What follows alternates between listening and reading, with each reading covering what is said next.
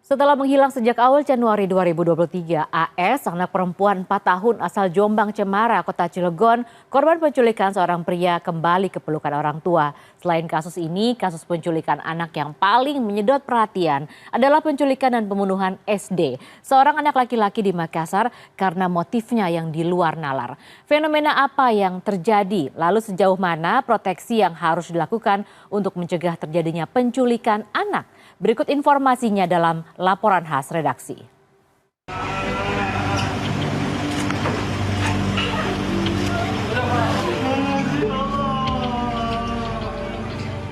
Aryan Syahrudin langsung bersujud dan menangis saat dipertemukan dengan putrinya AS pada Rabu pagi. Sementara sang ibu tak berhenti memeluk putri kecilnya. AS, gadis cilik berusia 4 tahun ini, diculik pada awal Januari lalu. Dalam rekaman CCTV, AS dibawa pria berinisial H ke dalam pusat perbelanjaan dan dibujuk untuk dibelikan es krim. Usai dibelikan es krim, AS menghilang bersama tersangka. Keberadaan AS diketahui sang ayah dari informasi di akun Facebooknya. Seseorang menginformasikan keberadaan AS dan mengirim foto AS yang sedang mengemis. Dari informasi itu, kedua orang tua AS menghubungi Polres Cilegon. Pada Rabu dini hari, AS ditemukan saat sedang bersama H, tersangka yang juga saudara tiri ibu korban, dan hingga Rabu siang masih diperiksa polisi. Messenger masuk jam 7.27, setengah 8 ya. Dapat kabar itu dia bilang, Pak, ini bukan nama anaknya ini bukan ciri-cirinya. Langsung saya meyakinkan, walaupun foto itu kurang jelas, iya itu anak saya, kata saya kan.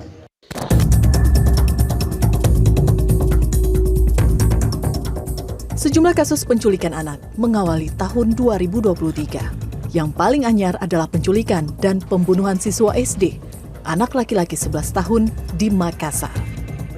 Korban diculik oleh 2 remaja dan dibunuh untuk dijual organ tubuhnya. Kasus ini menyedot perhatian karena motifnya yang di luar nalar.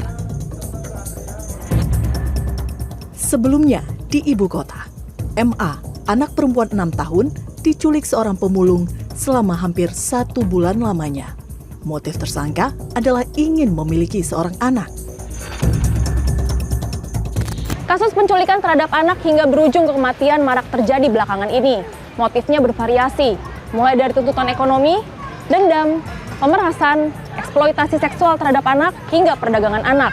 Lalu bagaimana seharusnya orang tua dan masyarakat secara umum bisa menyikapi hal ini dan mencegah agar tidak terjadi kasus serupa? Menurut Leopold Sudaryono, kriminolog Australian National University, penculikan anak terjadi karena ada 2 penyebab, yakni orang tua yang cenderung melepas pengawasan terhadap anak karena dianggap sudah remaja, maupun tekanan terhadap sesama untuk melakukan aksi bersama-sama. Polisi didesak untuk menyelidiki lebih dalam setiap motif yang dilakukan oleh tersangka pelaku penculikan anak agar tidak berkembang menjadi sebuah kejahatan yang lebih luas atau besar, seperti motif penjualan organ tubuh ke luar negeri. Nah, di sini motifnya itu beragam. Bisa motif ekonomi karena kemudian anak yang diculik akan menjadi tenaga kerja baru dalam jaringan tersebut. Bisa juga menjadi motif sekte, kalau kemudian ini berkaitan dengan aliran agama atau kepercayaan tertentu, ya, ataupun motif misalnya yang berkaitan dengan kebutuhan personal, pribadi keluarga yang memang membutuhkan anak. Lantas, bagaimana masyarakat menyikapi permasalahan ini? Siapapun harus kita saling kerjasama, bantu-membantu, tolong-menolong, istilahnya itu menjadi CCTV masyarakat. Apalagi bagi seorang ibu, itu wajib banget waspada. Penculikan anak-anak itu kan karena kurang pengawasan ya. Kalau pengawasan dari orang tua lebih ekstra atau lebih intim ke anaknya, mungkin jauh dari itu kali ya, dari penculikan itu sendiri.